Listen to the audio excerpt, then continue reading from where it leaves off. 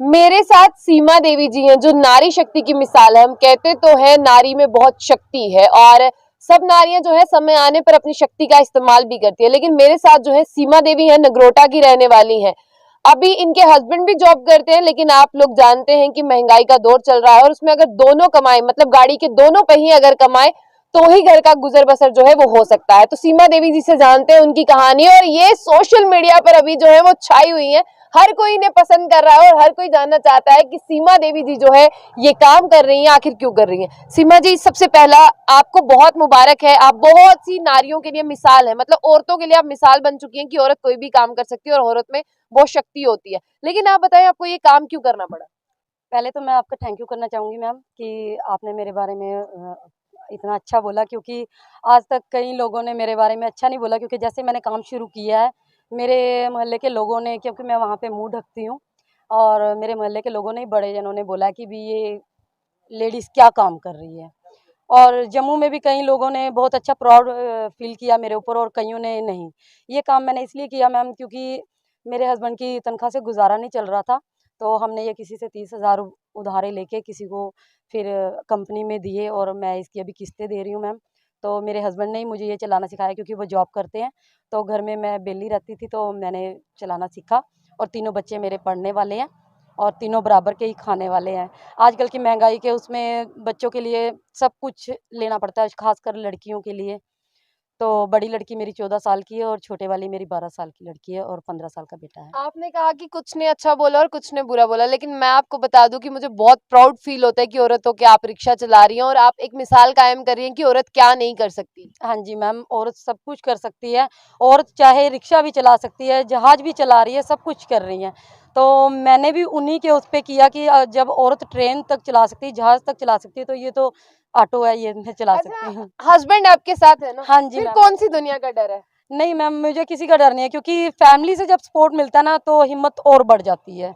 मेरे हस्बैंड का बहुत सपोर्ट है, बल्कि मेरे बेटे का मेरे साथ सपोर्ट नहीं है। वो बोलता है मम्मा अच्छी नहीं लगती चलाते हुए। बेटा कितने सालों का है? मैम 15 साल का बेटा है। अच्छा, बेटी से बड़ा है बेटा। हाँ जी मैम। तो बेटा क्यों सपोर्ट नहीं करता? आज आपको बहुत से लोग जान रहे हैं। मैंने कहा ना, आप सोशल मीडिया सेंसेशन है, तभी हम यहाँ तक पहुंचे आपको देख के सोशल मीडिया के थ्रू। मैम बेटा क्या कहता है, उसके क्या अल्फाज है? अल्फाज उसके यही है मैम, वो पहले इंटरव्यू मेरा आया, उसके बाद से ही दूसरे सर आए इंटरव्यू लेने के लिए। तो तब से मेरा बेटा मुझे आ रहा है सर मैम बेटा, तब से ही मेरा बेटा बोल रहा है कि मम्मा अब तू नहीं चलाएगी, मैं सीखूंगा और मैं खुद चलाऊंगा। तो आपने क्या उसकी बात मानी कि अब आप घर बैठे तो वो चलाए? नहीं मैम, मैंने उसकी बात नहीं मानी। मैंने बोला बेटा तुम्हारा पढ़ने का दौर है, तुम पढ़ो, तुमको मैंने कुछ बनाना है कि अपने पैरों पे स्टैंड रहो। कल को किसी के आगे हाथ पसारने के लायक ना रहो कि भी कल को इनके माँ बाप ने कुछ किया नहीं। क्योंकि जैसे मेरे माँ बाप ने मेरे को 9th में पढ़ते पढ़ते ही शादी मतलब कर दी मेरी। तो मैं कुछ बनना चाहती थी, मगर मेरे माँ बाप ने मुझे बनने नहीं दिया। मैं चाहती हूँ कि मेरे बच्चे कुछ बने।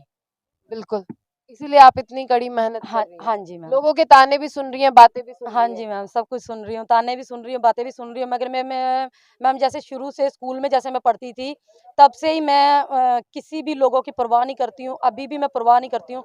शादी मेरी हो चुकी है, कई लोग मुझे बहुत कुछ बोलते हैं, शुरू से ही बोलते आए हैं, मगर मैम मैं परवाह नहीं करती हूँ किसी। बिल्कुल नहीं करना, आप किसी की परवाह मत नहीं मैम, करना। बिल्कुल क्योंकि जब आपके हस्बैंड आपके साथ हैं, आपके परिवार आपके साथ है, बेटा आज नहीं तो कल वो भी साथ आ जाएगा, लेकिन किसी की मत सुनना।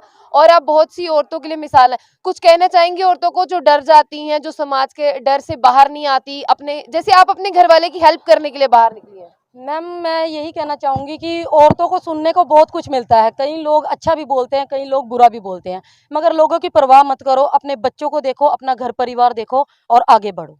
मैं ये काम नहीं छोड़ूंगी, क्योंकि मुझे चलाते वक्त ऐसा प्राउड फील होता है ना, कि जैसे मैं बहुत बड़ी गाड़ी चला रही हूँ, कि बहुत अच्छा लगता है मुझे। और मैं ये काम नहीं छोड़ूंगी मैम। मेरे तो अभी दूसरा ऑटो भी डालने की सलाह है, क्योंकि किसी मौके इस ऑटो में कोई दिक्कत पड़ जाती है। मेरे स्कूल के बच्चे लगाए हैं मैंने, मेरे मोहल्ले से ही, और मेरे खुद के बच्चे भी हैं जो मुझे स्कूल छोड़ने होते हैं, लेने होते हैं। तो मैम मैं दूसरे ऑटो के लिए इसलिए सोच रही हूँ, कभी इसमें प्रॉब्लम हो जाए तो मैम मैं अपना दूसरा ऑटो निकाल के बच्चों को। गुजारा हो रहा है ना? हाँ जी मैम। ऊपर वाले का शुक्रिया अदा करती हैं हाँ ना? जी मैम, खुद शुक्रिया अदा करती हूँ। चलिए, एक छोटा सा मैसेज बहुत सी नारियों के लिए। मैम ये मैं सभी नारियों के लिए यही मैसेज देना चाहती हूँ कि भी लोग बोलने वाले बहुत बोलते हैं। अभी पहला इंटरव्यू जब मेरा लिया था, यहाँ से सर आए थे मल्क मार्केट से, जो सबसे पहला मेरा इंटरव्यू हुआ था उसमें मुझे कई लोगों ने सिस्टर, बहन, बहुत बेटी करके बुलाया, बहुत अच्छा लगा। मगर कई लोग बीच में ऐसे भी हैं जिन्होंने मैंने वहाँ पे एक बात बोली है कि औरत चाहे तो कुछ भी कर सकती है। मगर वहीं पे मेरे को किसी शख्स ने कमेंट्स में लिख के भेजा है कि भी इसके अलावा तू और क्या-क्या कर सकती है। वो मैम मुझे बहुत खटका कि कुछ मर्द हमारे समाज में ऐसे हैं कि जो औरत को मर्द के बराबर का दर्जा नहीं देना चाहते। मैं उन मर्दों से यही कहना चाहूँगी कि भई औरतों को बराबर का दर्जा जब भगवान ने दिया है तो आप कौन होते हो कि औरतों को बराबर का दर्जा ना दिया जाए। मेरे हस्बैंड ने मुझे बराबर का दर्जा दिया है कि औरत और आदमी में कोई फ़र्क नहीं है, कमा, अपने बच्चों को पढ़ा। कोई भी कुछ बोलता है, किसी की परवाह नहीं करनी है।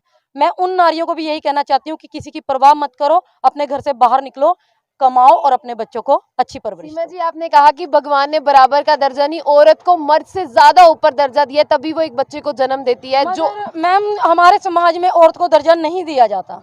हमारे समाज में यही कहा जाता है कि औरत एक पैर की जूती होती है। मगर मैं ये कहती हूँ औरत पैर की जूती नहीं है, आदमी के सिर का ताज है। मगर कई लोग समझे तब। जमाना बदल रहा है, वक्त के साथ आप भी अपनी तकियानुसी सोच को बदलेंगे, तभी हमारा समाज जो है वो आगे बढ़ेगा। ना जाने सीमा देवी जैसी कितनी और औरतें होंगी जिनमें हिम्मत होगी, लेकिन समाज के डर से वो आगे ना आती हैं।